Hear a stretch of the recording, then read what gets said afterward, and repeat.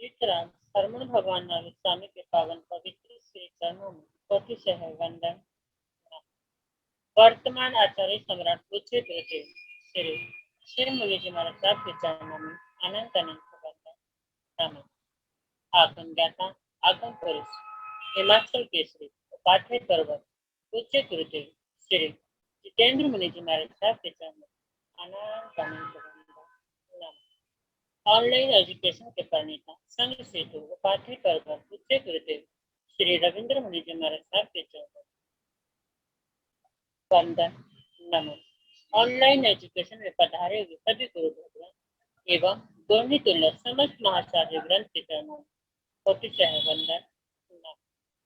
आज ज्ञानदाता आगम प्रदाता पूज्य गुरुदेव श्री जी की प्रत्यक्ष वंदना का लाभ के घोर तपस्वी महासाध्वी श्री चंदना जी चेतना जी महाराज साहब गोबर तपस्वी महासाध्वी श्री चंदना जी महाराज साहब दुल्लो जी महाराज साहब आदि खाना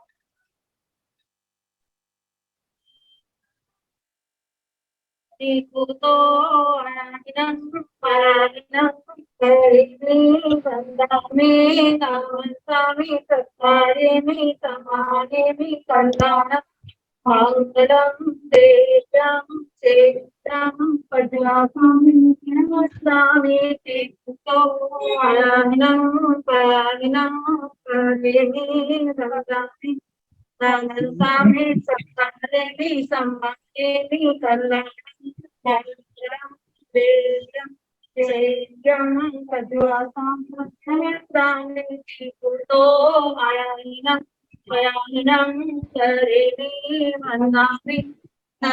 Sami Sattare mi Sammane mi Kallanam Mangalam Devam Devam Pajvasami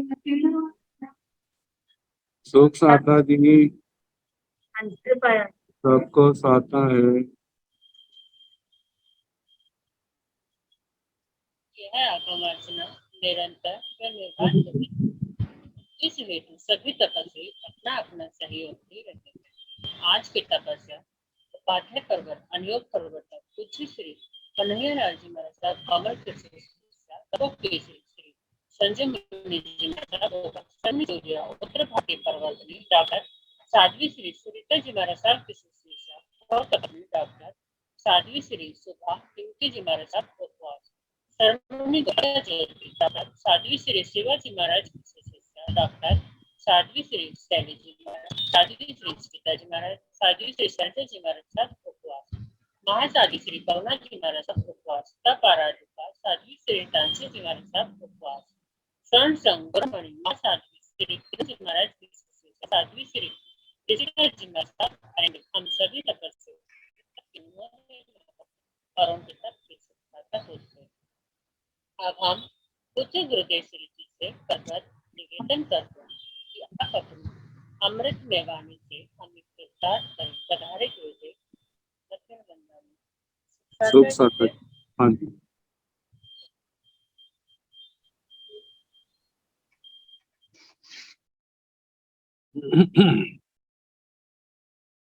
नमो अरिहंताण नमो सिद्धाण नमो आयर्याण नमो उवध्यायाण नमो लोये साव साहुण येसो पंच नमोकारो सर्व पाव पंसणो मंगलानंत सम्यसे परमं भवाय मंगलम।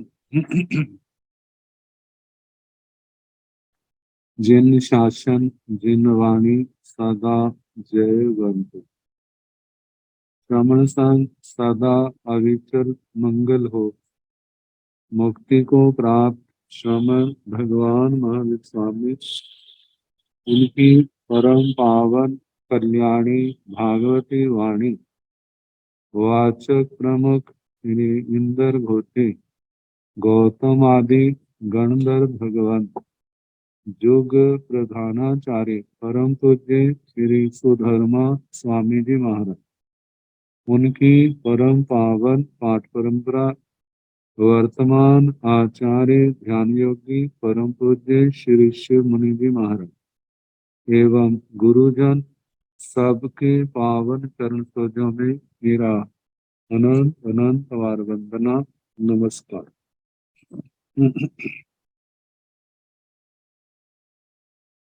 आगम परिषद में विराजमान वृष मुनिराज, अन्य मुनिवृंद, परमादरणीय भगवती स्वरूपानंद साधु जी, श्री स्थानम सूत्र की वाचना प्रारंभ है।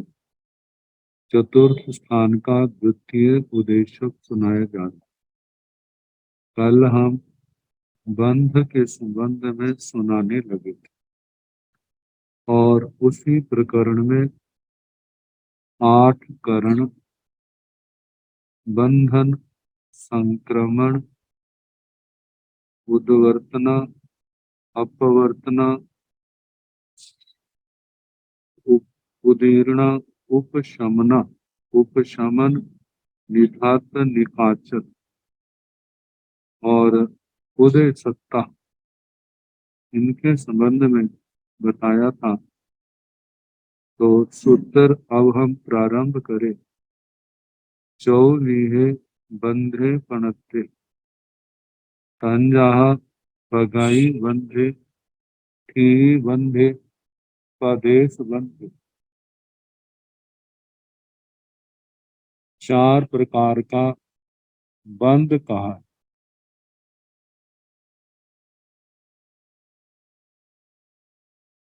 तंजाहा जैसे कि पगाई बंधे प्रकृति बंध,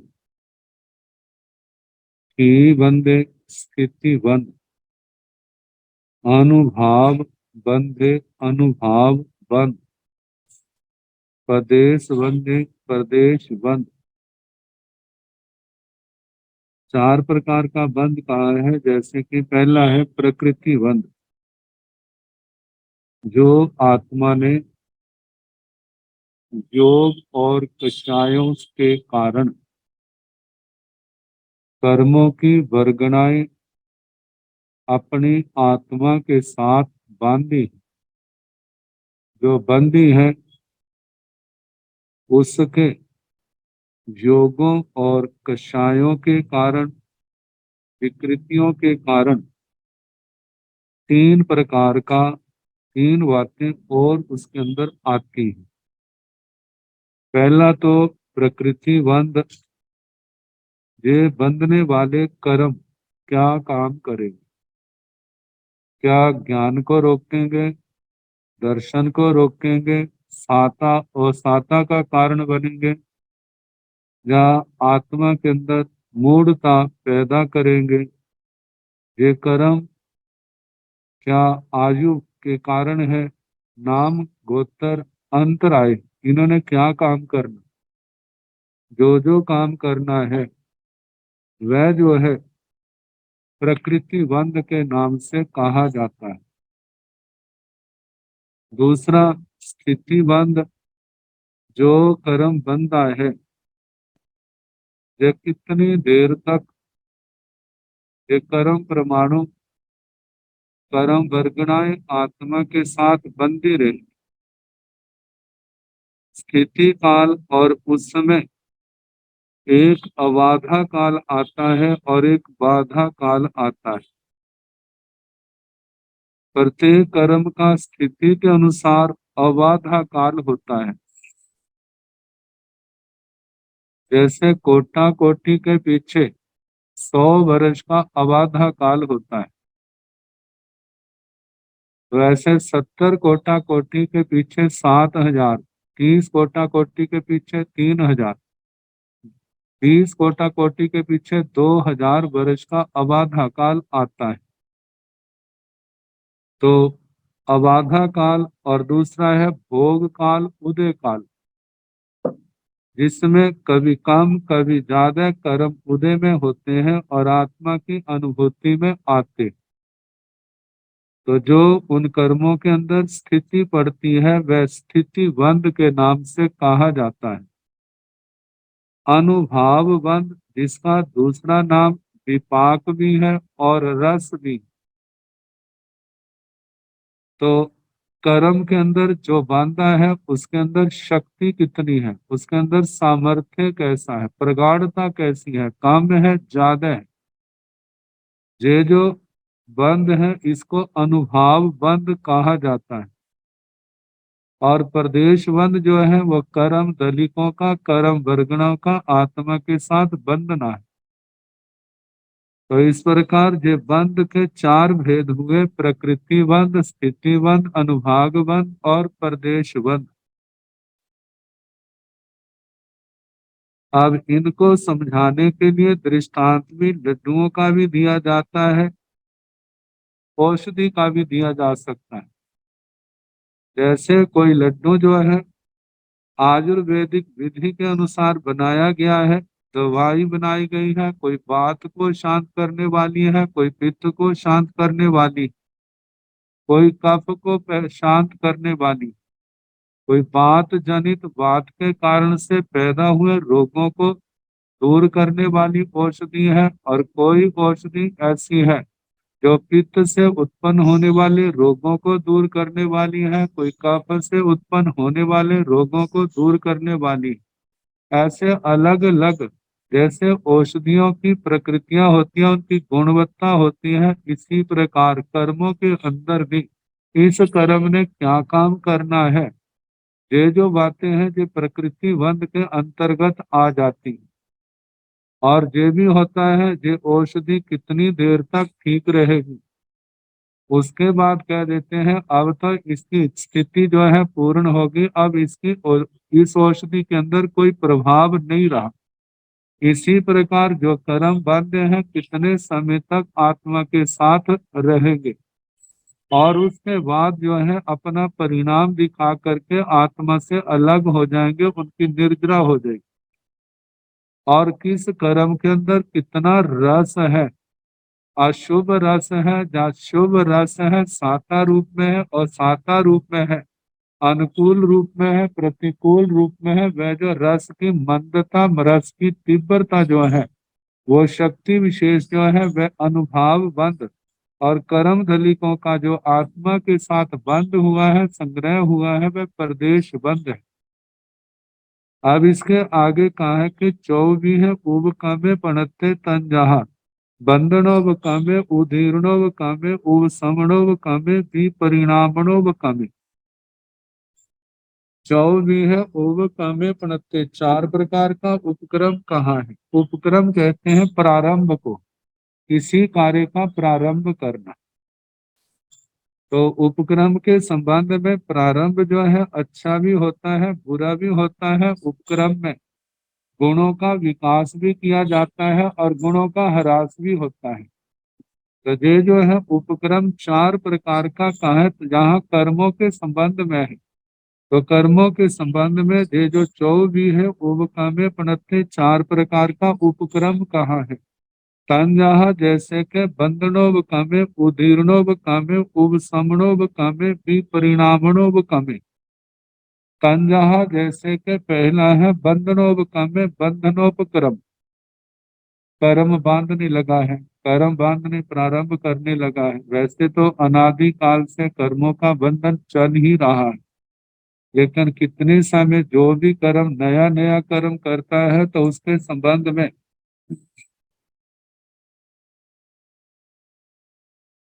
जो भी प्रारंभ किया है, कभी साता रूप में है, कभी असाता रूप में है, कभी ज्ञानावरणी कर्मों को बांधने लगा है, कभी दर्शनावरणी कर्मों को, वैसे तो चलते रहते हैं, लेकिन हर कोई प्रक्रिया जो है समय समय के अनुसार वो बदलती रहती है। तो जब नया कर्म करने लगा है तो वो क्या है, बंधन का उपक्रम।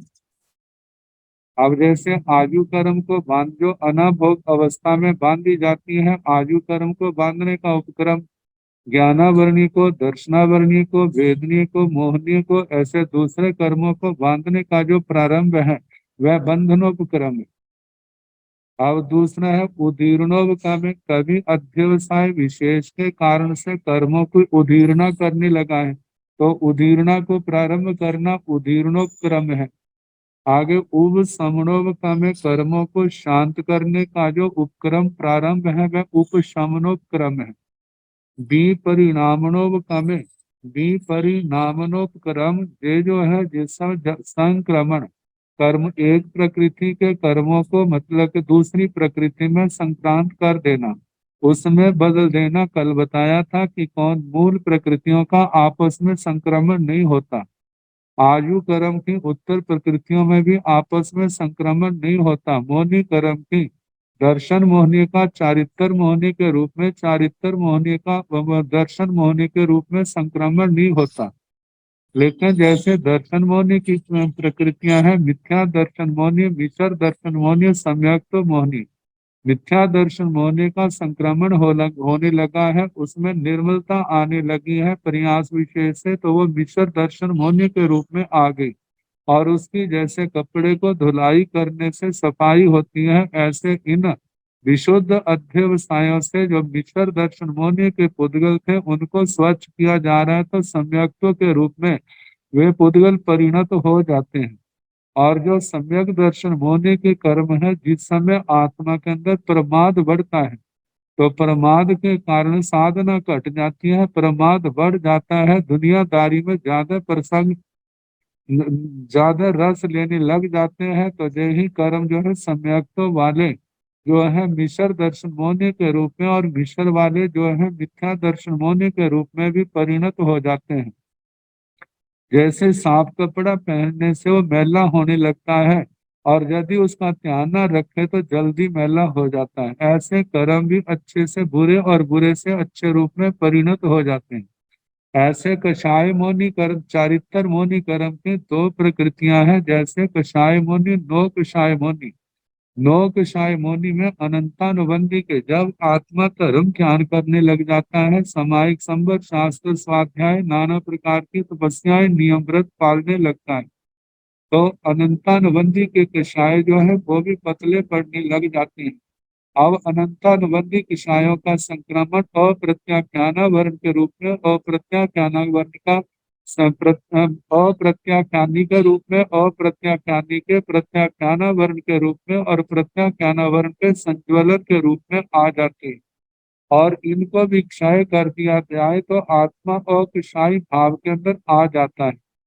तो कहा जाता है कि यदि आप संज्वलन के कषायों को के साथ या मोह का उदय होने लगता है, आत्मा में प्रमाद बढ़ने लगता है, तो ये संज्वलन के ही कषाय प्रत्याख्यानावरण के रूप में, और प्रत्याख्यानावरण के जो है अप्रत्याख्यानी के रूप में, और जो अप्रत्याख्यानी के अनंतानुबंधी के रूप में भी परिणत हो जाते हैं, बदल जाते हैं।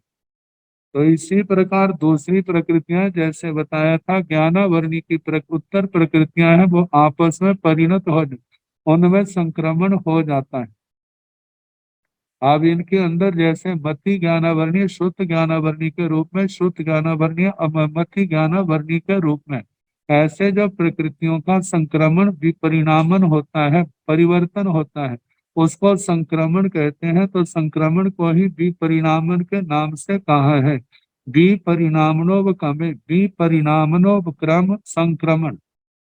तो ये चौथा है। तो इस प्रकार चार प्रकार का जो उपक्रम है, बंधन उपक्रम, उदीर्ण उपक्रम, उपशमन उपक्रम और विपरिणामना उपक्रम।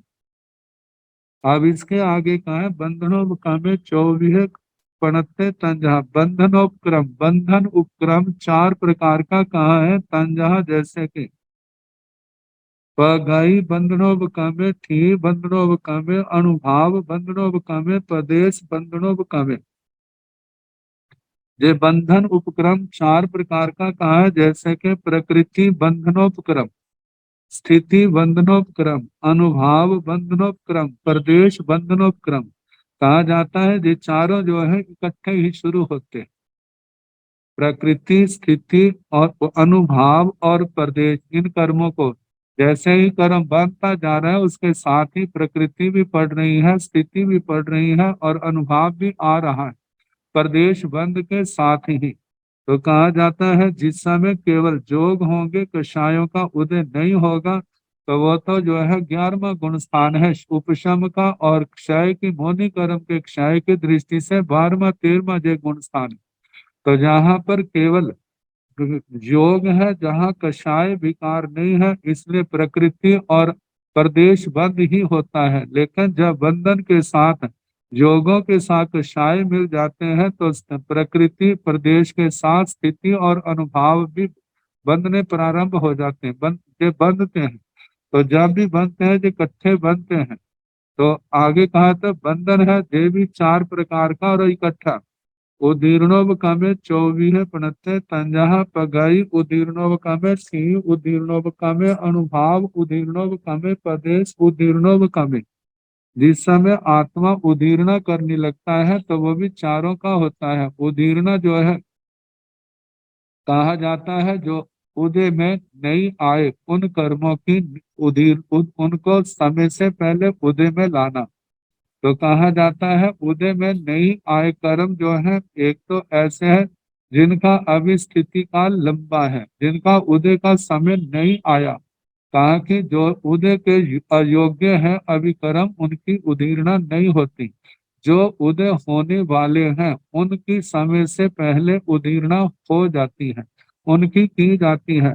तो कहा कि समय से पहले कर्म को उदय में ले आना, ये जो क्रिया है इसको उदीर्णा कहा जाता है। तो कहा कि जब ऐसे उदीर्णा के योग्य भाव अध्यवसाय आत्मा में आते हैं तो उस समय उदीर्णा का उपक्रम प्रारंभ भी 24 प्रणते चार प्रकार का कहा है।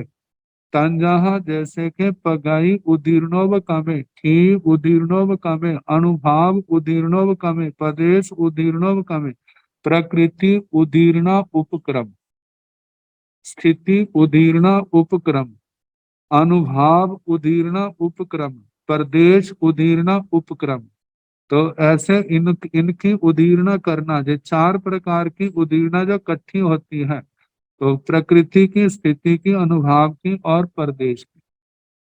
अब आगे उब समणोव कमे 24 पणते तन जहा पगाई उब समणोव कमे की उब समणोव कमे अनुभाव उब समणोव कमे प्रदेश उब समणोव कमे उपशमना कर्मों को शांत करना।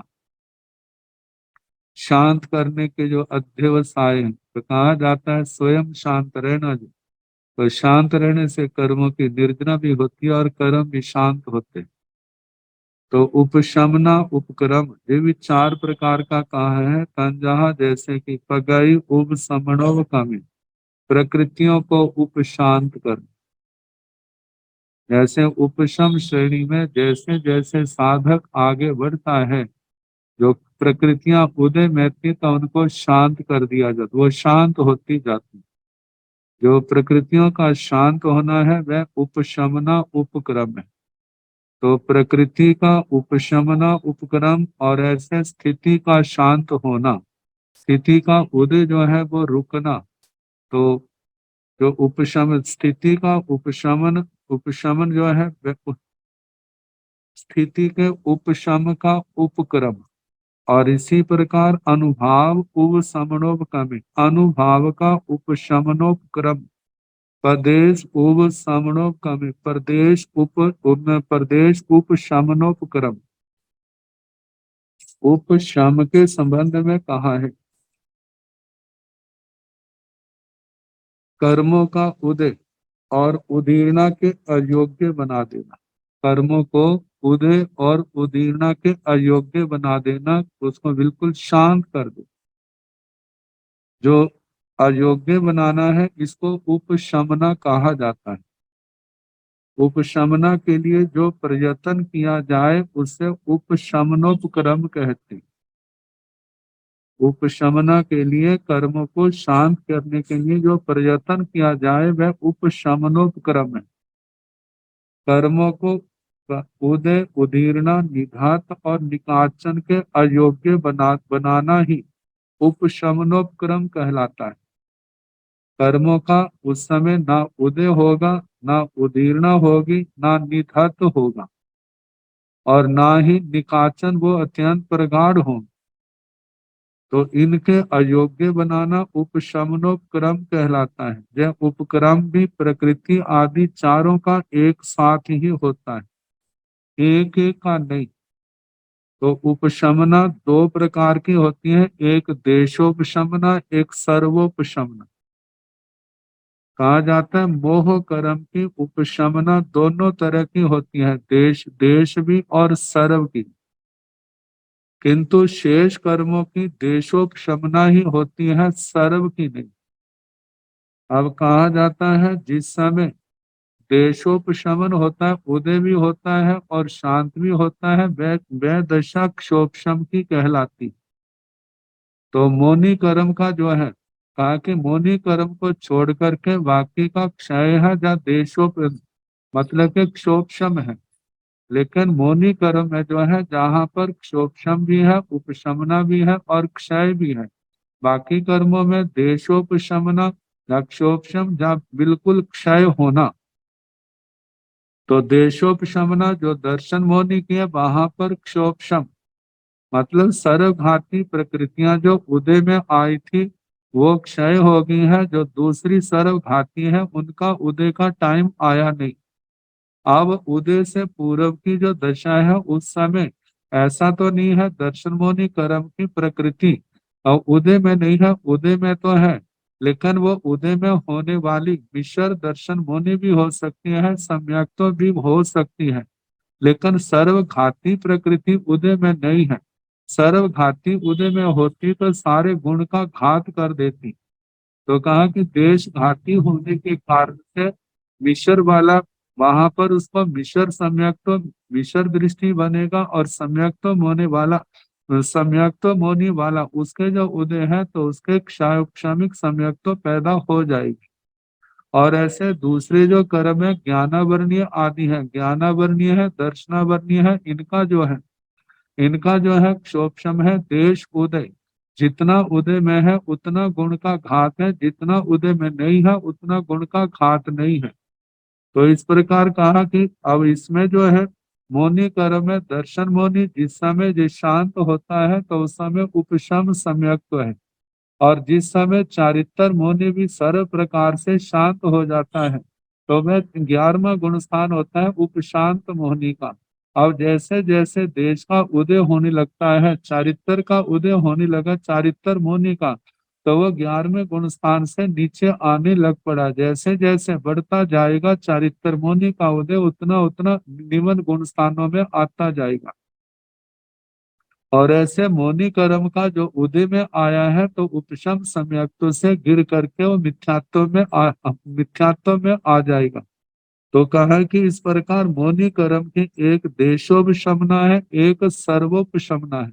और देश को शांत करने के लिए और सर्व को शांत करने के लिए जो उपक्रम प्रयास किया जाता है वह मतलब के उपशमना क्रम उपक्रम के नाम से कहा जाता है। तो ये 4 प्रकार का प्रकृति स्थिति अनुभाग और प्रदेश उपशमनोक्रम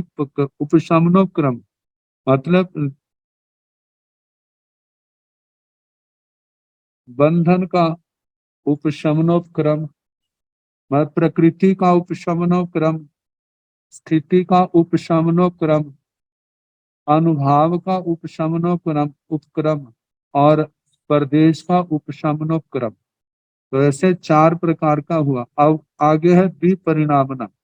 विपरिणामणो व कामे 24 प्रणते तंजा पगाई परिणामणो व कामे ही विपरिणामणो व कामे अनुभाव विपरिणामणो व कामे प्रदेश विपरिणामणो विपरिणामन परिवर्तन मतलब कि उसमें परिवर्तन करना, संक्रमण, एक प्रकृति का दूसरे के रूप में उसका संक्रमण हो जाना, बदलना।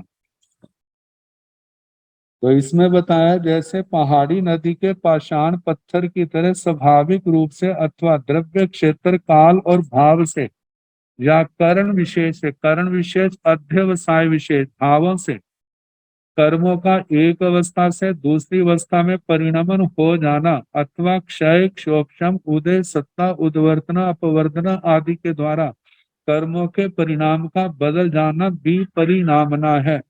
उसके लिए प्रयत्न करना भी परिणामनोपक्रम कहलाता है। यह उपक्रम भी 4 प्रकार का होता है, जैसे कि प्रकृति स्थिति अनुभाग और प्रदेश। प्रकृति विपरिणामनोक्रम, स्थिति विपरिणामनोक्रम, अनुभाग विपरिणामनोक्रम, प्रदेश विपरिणामनोक्रम।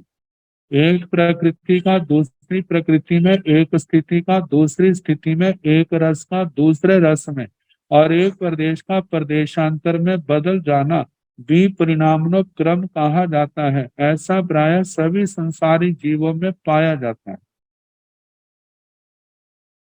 अब इसके आगे कहा चौबी है अप्पा बहुए पणते तंजाह पगई अप्पा बहुए ठी अप्पा बहुए अणुभाव अप्पा बहुए पदेश अप्पा बहुए चौबी है अप्पा बहुए पणते अल्प बहुत्व कर्मों के संबंध में चार प्रकार का कहा है। तंजहा जैसे के पगई अप्पा बहुए प्रकृति अल्प बहुत्व, कौन किससे कम है ज्यादा है। ही अप्पा बहुए स्थिति अल्प बहुत्व, अणुभाव अप्पा बहुए अणुभाव अल्प बहुत्व, प्रदेश अप्पा बहुए प्रदेश अल्प बहुत्व। तो इसके संबंध में कहा है कि अल्प और बहु का जो भाव है उसे अल्प बहुत्व कहते हैं। कौन किनसे कम है, कौन किनसे ज्यादा है, कौन किस वंद से न्यून है और कौन अधिक, इस बात का स्पष्टीकरण अल्प बहुत्व करता है। वह भी चार प्रकार का होता है, जैसे प्रकृति बंध का अल्प बहुत्व, स्थिति बंध का, अनुभाग बंध का, प्रदेश बंध का अल्प बहुत्व। जहाँ पर कर्मों के संबंध में है तो इन कर्मों के संबंध में ही अल्प बहुत्व आएगा। जैसे कि हम जीवों के संबंध में अल्प बहुत्व की बात करें, जैसे चार गतियां संसार की, पांचवी जो है सिद्ध गति है। तो इसमें सबसे थोड़े जीव जो है मनुष्य गति के आते हैं और उससे नर गति के जीव असंख्यात गुना ज्यादा हैं। देव गति के उनसे असंख्यात गुना ज्यादा हैं। सिद्ध भगवान उनसे अनंत गुना ज्यादा है। त्रियंच गति के जीव उनसे भी अनंत गुना ज्यादा है। तो इस प्रकार जैसे जीवों के संबंध में अल्प बहुत्व है, ऐसे कर्मों के चारों प्रकार का जो बंध है, प्रकृति स्थिति अनुभाव प्रदेश की अपेक्षा से अल्प बहुत्व जानना। तो पहला जो है जो प्रकृति का है, उदाहरण के रूप में उपशांत मोह गुण स्थान वर्ती, मतलब 11वें गुण स्थान में जीव जो है वह प्रकृति बंध सबसे कम करता है, क्योंकि वहां केवल साता वेदनीय प्रकृति का ही बंध होता है। सूक्ष्म संप्राय गुण स्थान में आयु और मोह के अतिरिक्त 6 कर्म प्रकृतियों का बंध होता है, जहां पर बंध बढ़ गया, तो इसलिए 10वें गुण स्थान वाले का ज्यादा हो गया। इस उससे अधिक 9वें में, उससे अधिक 8वें में, उससे अधिक 7वें गुण स्थान में कर्म बंध बढ़ जाता है। तो छठे गुण स्थान में 8 प्रकर्म प्रकृतियों का बंध हुआ करता है। आयु का बंध जीवन भर में एक बार ही होता है, अतः 7 कर्मों का बंध बराबर होता रहता है। नीचे नीचे के गुण स्थानों में उत्तर प्रकृतियों का बंध अधिक होता है और ऊपर ऊपर के गुण स्थानों में जीव अल्प अल्पतर रूप में बांधता है और मूल प्रकृतियों का बंध भी कम ही करता है। मतलब जैसे गुण स्थानों में ऊर्ध्वारोहण होगा, कर्म प्रकृतियों का जो बंध है घटता जाएगा, और जैसे ऊपर के गुण स्थानों से नीचे के गुण स्थानों में आएंगे तो भावों में ऊपर की अपेक्षा से नीचे के गुण स्थानों में मलिनता बढ़ती जाती है। उस मलिनता के बढ़ने से कर्मों की प्रकृतियां भी बढ़ती जाती हैं। तो ये प्रकृति का अल्प बहुत्व है, प्रकृति बंध का। अब इसके आगे स्थिति बंध के विषय में अल्प बहुत्व का प्रकार निम्नलिखित है। जैसे कहा जाता है कि सबसे थोड़ी स्थिति वाले कर्म कौन बांधते हैं, कहा कि एक तो आयु कर्म का है, लेकिन जहां पर समुच्चय से कहा है सब थोवो संजय स जहन्नव ठी बंदो एक इंद्रिय बायर पजतगल स जहन्नव ठी बंदो असंकेत गुणो। सबसे थोड़ा संयत जो है उसका जघन्य स्थिति बंद होता है, और ये जो देखा जाए तो संयत एक तो 10वें गुण स्थान की अपेक्षा से 9वें गुण स्थान की अपेक्षा जैसे जैसे नीचे उतरते जाएंगे इनका स्थिति बंद बढ़ता जाएगा। तो सबसे कम का है संयत का। फिर उसके आगे कहा उससे ज्यादा जो एक इंद्रिय बायर जहन्नव ठी बंदो असंख्यत गुण, एक इंद्रिय जो बादर पर्याप्त जीव है उनका जघन्य स्थिति बंद जो है संयत की अपेक्षा से असंख्यात गुणा है। तो सबसे कम स्थिति बंद करने वाला संयत आत्मा है, उनसे बादर एक इंद्रिय पर्याप्त जीव जघन्य स्थिति बंधक असंख्यात गुणा अधिक है। इस प्रकार स्थिति के विषय में अल्प बहुत्व को जानना। आगे अनुभाग बंध का जो है उसका जो है अल्प बहुत है। सब थोबाई अनंत गुण बुद्धि ठाणानि ठाणानि असंकेत बुद्धि ठाणानि असंकेत गुणानि जाव अनंत भाग बुद्धि ठाणानि असंकेत गुणानि। कहा जाता है इन शास्त्रों के वचनों के अनुसार सबसे थोड़े गुण जो वृद्धि स्थान है अनंत गुणा के, उनसे असंख्यात गुना अधिक असंख्यात गुना वृद्धि स्थान है, उनसे संख्यात गुना वृद्धि स्थान असंख्यात गुना अधिक है। जावत उनसे अनंत भाग वृद्धि स्थान असंख्यात गुना अधिक है। जय संक्षेप से अनुभाव का अल्प बहुत्व है। अब ये जो 6 स्थान बताए हैं, जैसे कि अनंत भाग अधिक, असंख्यात भाग अधिक, संख्यात भाग अधिक, संख्यात गुण अधिक, असंख्यात गुण अधिक, अनंत गुण अधिक, ये अधिकता को लेकर के जिसको छठ स्थान पतित कहा जाता है, छह प्रकार का अल्प बहुत्व। तो कहा है कि ऐसे हीनता को भी अनंत भागहीन, असंख्यात भागहीन, संख्यात भागहीन, संख्यात गुणहीन, असंख्यात गुणहीन, अनंत गुणहीन। तो इसकी अपेक्षा से जहाँ पर कर्मों के अनुभाव को बताया है कि जैसे कि अनंत भाग वाले, अनंत गुणा वृद्धि वाले स्थान जो वो थोड़े हैं, और असंख्यात गुणा वृद्धि वाले जो हैं वो उनसे ज्यादा है, संख्यात गुणा वृद्धि वाले उनसे अधिक हैं, असंख्यात गुणा बढ़ते जाते हैं। और उसके आगे संख्यात भाग अधिक जो है उनसे आगे बढ़ जाते हैं, असंख्यात भाग अधिक है उनसे असंख्यात गुणा है, अनंत भाग अधिक वाले जो है उनसे भी असंख्यात गुणा ज्यादा।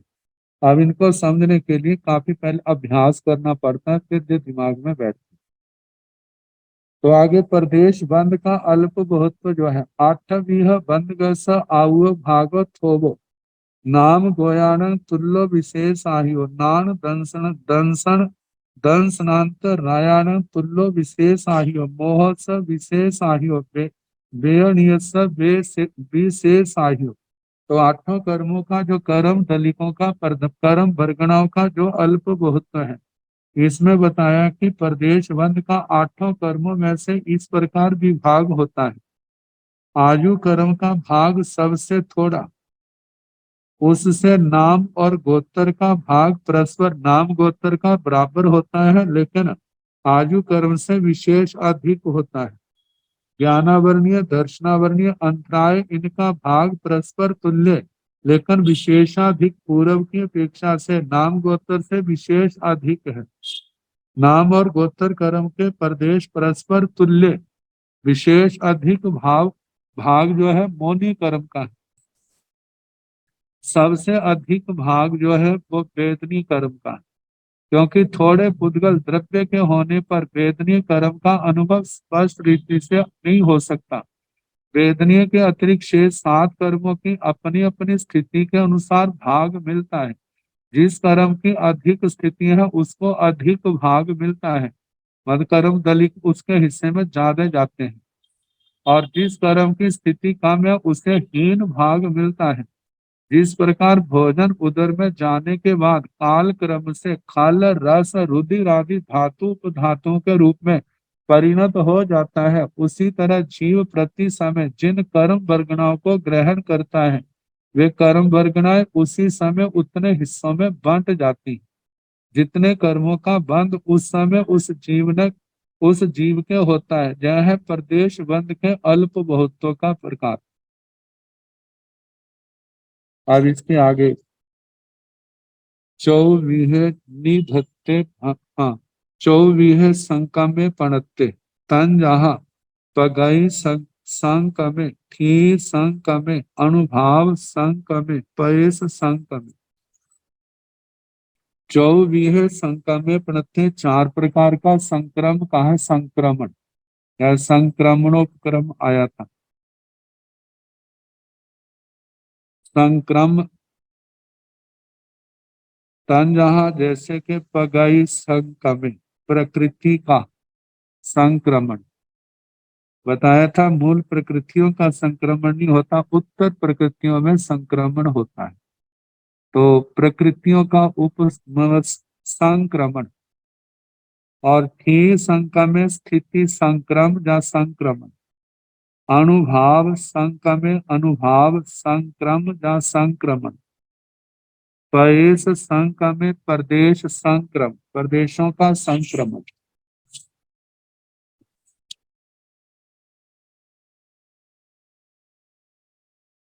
संक्रम के संबंध में कहा, जीव जिस प्रकृति कर्म प्रकृति को बांध रहा उसी रूप में अन्य प्रकृति के दल में प्रयत्न के द्वारा परिणमाना, उसमें संक्रमित कर देना, बदल देना। बंधी जाने वाली कर्म प्रकृति में अन्य प्रकृति के दल डालकर उसे बंद होने वाली कर्म प्रकृति के रूप में परिणत करना संक्रम कहलाता है। इसको मोटे रूप में ऐसे कहते हैं जैसे साता वेदनियों को असाता के रूप में बदल देना, असाता वेदनीय को साता के रूप में बदल देना। जब आत्मा के परिणाम करुणा प्रधान होते हैं और जिस समय तपस्या करते हैं तो उसके द्वारा असाता वेदनीय के कर्म जो है वो साता के रूप में बदल जाते हैं। निर्जरा भी होती है लेकिन ये परिवर्तन भी होता है। जब हमारे परिणामों में क्रूरता आदि आ जाती है तो साता वेदनीय वाले जो गंदे कर्म है वो असाता के रूप में भी परिणत हो जाते हैं। तो कहा जाता है कि इस प्रकार ये कर्म प्रकृतियों में ऐसे परिवर्तन करना, परिणमाना, इसको संक्रम के नाम से कहा जाता है। तो ये चार प्रकृतियां, तो चारों का संक्रम होता है, प्रकृति संक्रम, स्थिति संक्रम, अनुभाव संक्रम और प्रदेश संक्रम। जिस जीव के वर्तमान में जिन कर्मों का तथा जिन उत्तर प्रकृतियों का बंध हो रहा है उनका पूर्व बंधी हुई सजातीय प्रकृति में संक्रमण हो जाना, वे प्रकृति संक्रम है। जिस कर्म या उत्तर प्रकृतियों की जितनी कर्म स्थिति वर्तमान में बंधी है उनका सजातीय कर्म स्थिति में संक्रमण हो जाना स्थिति संक्रमण।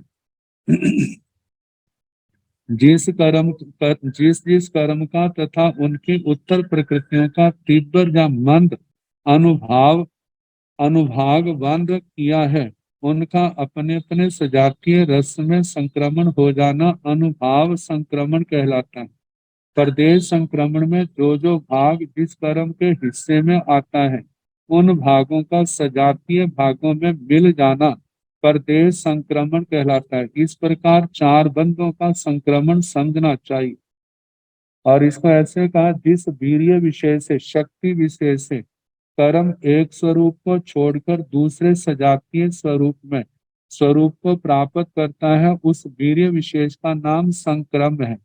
इसी तरह एक कर्म प्रकृति का दूसरी सजातीय कर्म प्रकृति रूप बन जाना भी संक्रम है। जैसे साता का असाता में और असाता का साता में बदल जाना, उसी प्रकार मति ज्ञानावरण का श्रुत ज्ञानावरण के रूप में, श्रुत ज्ञानावरण का मति ज्ञानावरण के रूप में संक्रमण होना, उच्च गोत्र का नीच गोत्र के रूप में, नीच गोत्र का उच्च गोत्र के रूप में संक्रमण होना भी संक्रम कहलाता है।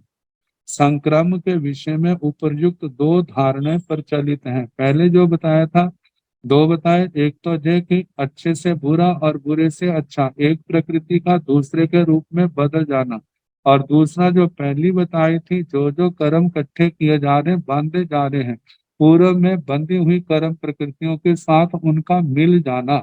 तो एक वह संक्रमण की परिभाषा दी और एक जे संक्रमण की परिभाषा दी। ज्यादा करके देखा जाए तो ये जो संक्रमण है, संक्रमण मतलब एक अवस्था से दूसरी अवस्था में बदल जाना। तो ये जो जैसे साता असाता नीच गोत्र उच्च गोत्र का बताया, इनका बदल जाना है। और दूसरा भी है, उसको हम गलत नहीं कह सकते, वो भी है कि एक स्थिति वाले पूर्व के जो नए बंदे हैं उनको पुराने बंधे हुए कर्मों के अंदर मिला देना, तो वह संक्रमण है। तो इस प्रकार ये चार प्रकार का स्थिति, प्रकृति संक्रम, स्थिति संक्रम, अनुभाव संक्रम और प्रदेश संक्रम। अब इसके आगे निधत्त, जो भी है निधत्ते पणत्ते, तंजहा पगई निधत्ते, ठी निधत्ते, अनुभाव निधत्ते, पयस निधत्ते। निधत्त भी चार प्रकार का कहा है। तो कहा जाता है निधत्त क्या चीज है? कर्म को निविड़ रूप से बांधना। निविड़ का मतलब खान रूप में, गाढ़े रूप।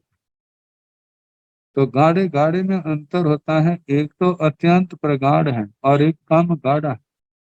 एक ऐसा है जहां पर उद्वर्तना अपवर्तना करण नहीं लगती, और एक ऐसा है, ऐसा गाढ़ापन है कि हम उद्वर्तना करण के द्वारा, अपवर्तना करण के द्वारा उसके अंदर परिवर्तन ला सकते हैं।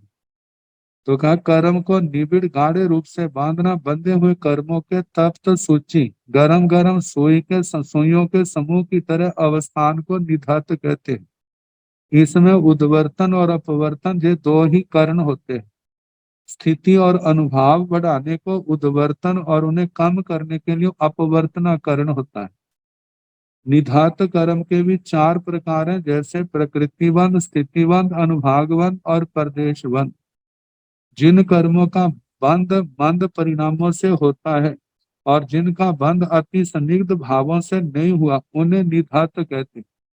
ऐसे निधात कर्म जो है, जिन्हें तप, संयम आदि क्रियाओं के द्वारा और रतन क्रय, ज्ञान, दर्शन, चारित्र, तप की आराधना के द्वारा क्षय उदय में लाके क्षय किया जा सकता है।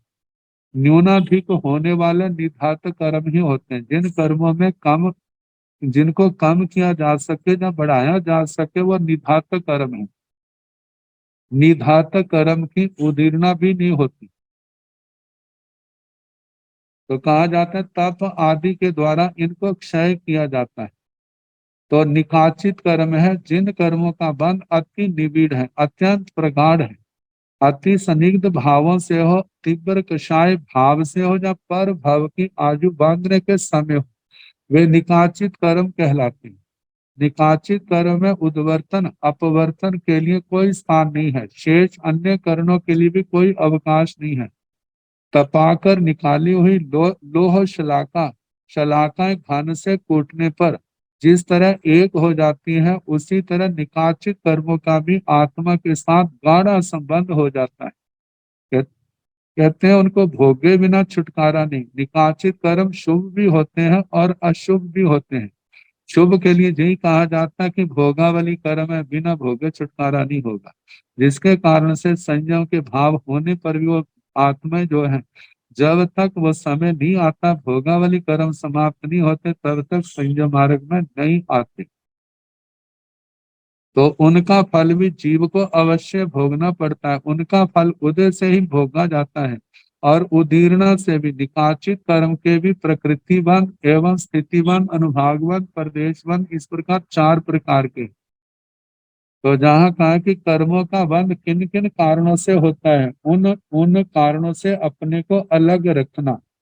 उदय होने पर समता एवं शांति रखना। जिन कर्मों की उदीर्णा करने से जीव कर्मों से हल्का हो सके, उनकी उदीर्णा करना। सत्ता में पड़े हुए कर्मों का क्षय करना। ऐसी प्रक्रिया की साधना ही मानव जीवन का लक्ष्य है। तभी वो चरम परम लक्ष्य की ओर हम बढ़ेंगे।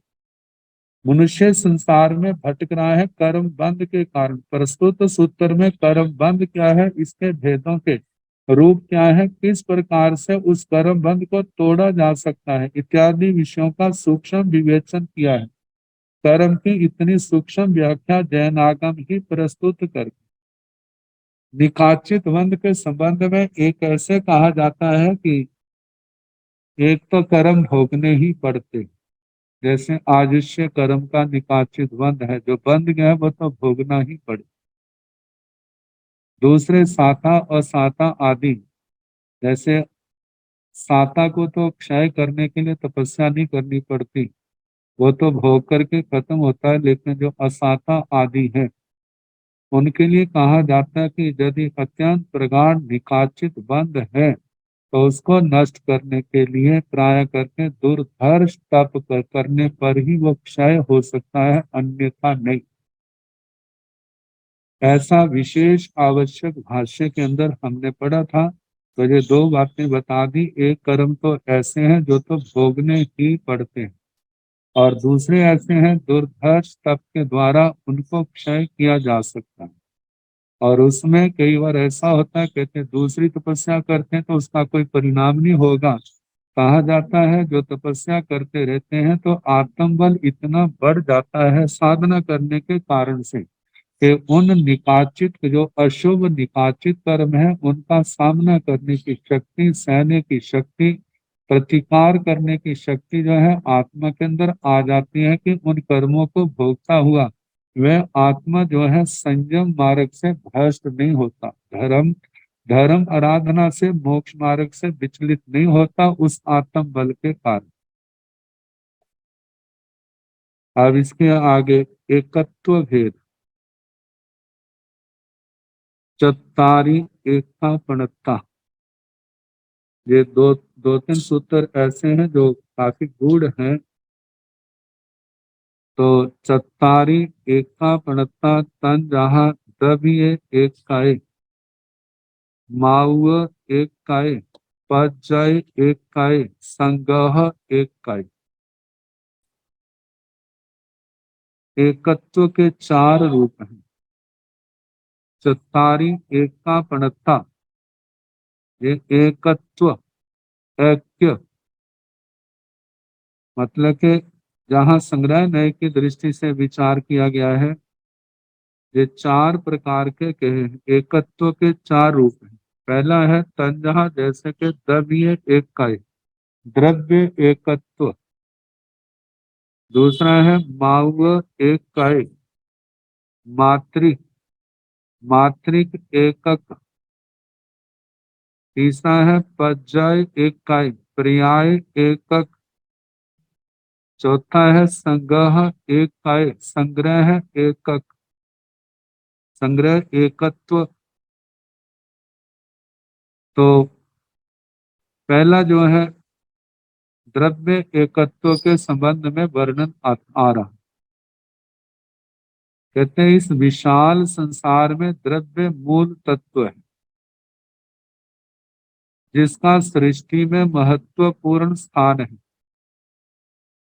द्रव्य के तीन रूप हैं, एक जीव द्रव्य, अजीव द्रव्य और मिश्रित द्रव्य।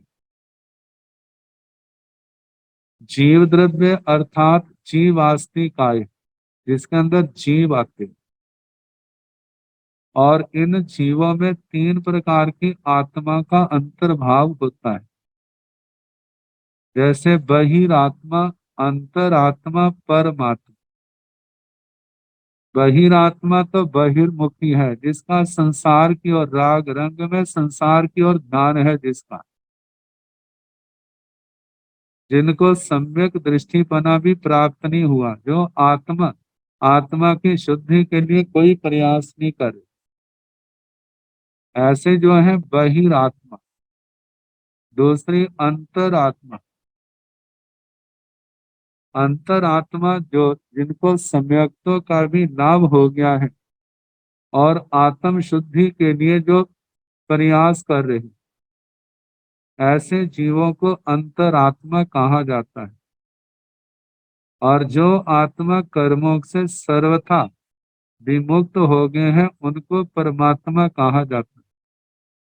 तो जहाँ पर हम ऐसा कह सकते हैं जैसे घाती कर्मों से मुक्त हुए हैं वे तो अरिहंत परमात्मा है, और जो घाती कर्मों के साथ अघाती कर्मों से भी मुक्त हो गए वे सिद्ध परमात्मा। तो परमात्मा के दो भेद हो गए, तो आत्मा में तीन तीन प्रकार बताए, बहिरात्मा, अंतरात्मा और परमात्मा। अजीव द्रव्य के चार रूप हैं, धर्मास्तिकाय, अधर्मास्तिकाय, आकाशास्तिकाय और पुद्गलास्तिकाय। काल को जहाँ पर नहीं लिया, क्योंकि काल को जीव अजीव आदि की दूसरे स्थान में कहा जाए पर्याय, तो इसलिए जहाँ पर नहीं लिया गया। अजीव द्रव्य चार प्रकार के, धर्मास्तिकाय, अधर्मास्तिकाय, आकाशास्तिकाय, पुद्गलास्तिकाय। और मिश्रित द्रव्य में लिया है वस्त्राभूषणों से युक्त जीव को मिश्रित द्रव्य कहा जाता है। एक प्रकार ऐसे भी है जीव, अजीव और मिश्र द्रव्य। ये जो दूसरा प्रकार है, आचार्य भगवान पूज्य श्री आत्माराम जी महाराज ने 10वें कालिक सूत्र के जहाँ पर जीवा जीवे अजानंतो कहंसो नाही संयमं, इन गाथाओं के अंदर विवेचना करते हुए कहा कि जीव द्रव्य में देखा जाए तो पूर्ण रूप से विशुद्ध सिद्ध आत्मा को ग्रहण किया जाएगा, और अजीव द्रव्य के अंदर देखा जाए तो धर्मास्तिकाय, अधर्मास्तिकाय, आकाशास्तिकाय, और आगे देखा जाए वे पुद्गल जो किसी भी जीव के द्वारा गृहीत नहीं है, जो पूर्ण रूप से अचित रूप में है, वो विशुद्ध अजीव के रूप में आएगा। और मिश्र के रूप में जो है जितने संसारी जीव हैं, क्योंकि जीव तो जीव है, लेकिन उनके साथ जो शरीर पुद्गल रूप में है उनके कारण से मिश्र कह दिए। तो मिश्र, जहां पर मिश्र जो है जैसे कि कार्बन शरीर है, तेजस शरीर है, और कितने जो शरीर में शरीरधारी औदारिक वैक्रिय आहार को धारण करने वाले हैं, तो वो भी तो क्या है, तीन। ये पांचों शरीर पुद्गल रूप होने के कारण, जीव के द्वारा गृहीत होने के कारण से जहां पर मिश्र द्रव्य में संसारी जीव को ग्रहण कर लिया। तो ये दो प्रकार का बताया, एक तो जीव द्रव्य, अजीव द्रव्य, मिश्र द्रव्य जो पहले व्याख्या बताई, और दूसरा जो है जीव अजीव मिश्र के रूप में दूसरी व्याख्या बताई। तो कहा जाता है कि ये सब अनेक होने पर भी सामान्य दृष्टि से क्या है, एक है। तो कहते हैं इस प्रकार यद्यपि द्रव्य के अनेकानेक रूप हैं, तथापि व्यवहार में कोई भी द्रव्य सामने आता है तो यह द्रव्य है। इस प्रकार एकत्व विशिष्ट रूप, एकत्व जिसके साथ लगा है, ऐसे रूप में ही उसका ज्ञान होता है, यह द्रव्य है। फिर द्रव्य का चाहे कोई भी रूप क्यों ना हो, उसके प्रत्येक रूप में द्रव्य तो रहता ही है। जैसे कहा जाता है जंगल में अनेक वनस्पतियां हैं, सबके अपने अपने नाम है, लेकिन संग्रह न्याय की दृष्टि से देवी वनस्पति है, देवी वनस्पति है, देवी वनस्पति है। इस प्रकार एकत्व रूप में देखा जाता है। तो ये पहला द्रव्य के रूप में, चाहे द्रव्य 6 द्रव्य लिए जाते हैं, पंचास्तिकाय लिए जाते हैं, लेकिन सामान्य के रूप से क्या है, वो एक द्रव्य। ऐसे इसी सूत्र के प्रथम स्थान में आया था एगे आया, एगे पुण्य, एगे बंदे। तो सामान्य संग्रह नई की दृष्टि से जहाँ पर विचार किया जा रहा है द्रव्य एकक, वहाँ द्रव्य द्रव्य में एकता। अब दूसरा है मातृका पद। अब इसके संबंध में कल जैसे होगा कराने का प्रयास। नमो अरिहंताण, नमो सिद्धाण, नमो आयरियाण, नमो ओवध्यायाण, नमो लोये सव साहुण, ऐसो पंथ नमो पारो, तव पाव पनासनो, मंगलानंद संदेशिं, पड़ मंग हवाई मंगलम, श्री चतारि मंगलम, अरिहंता मंगलम, सिद्धा मंगलम, साहो मंगलम, केवली पुनत्व धम्मो मंगलम, चत्तारि लोकोत्तमा, अरिहंता लोकोत्तमा, सिद्धा लोकोत्तमा, साहो लोकोत्तमा, केवली पुनत्व धम्मो लोकोत्तमो, चत्तारि शरणं प्रवज्जामि, अरिहन्ते शरणं प्रवज्जामि, सिद्धे शरणं प्रवज्जामि, साहो शरणं प्रवज्जामि, केवली पुनतं धम्मं शरणं प्रवज्जामि। चार शरणे सुख करने, दुख हरने, मंगल करने और शरणानिधि को जो भव प्राणी आश्रय क्षय हम सबको यथा योग्य वंदना सुख शांति।